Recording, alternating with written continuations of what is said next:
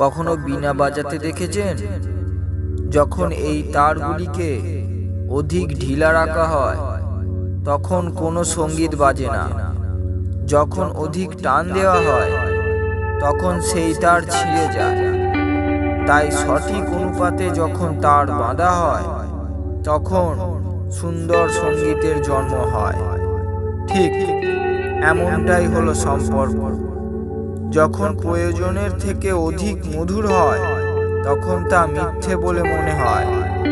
যখন অধিক টান দেওয়া হয় তখন তা কটু হয়ে যায়।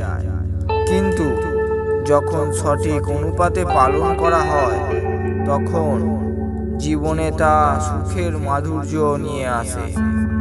সম্পর্ক হলো এমন এক সুতো যা প্রেম এবং সম্মান দ্বারা পালন করতে হয়, যা সহজে ভেঙেও যায় আবার কখনো উধাও হয়ে যায়।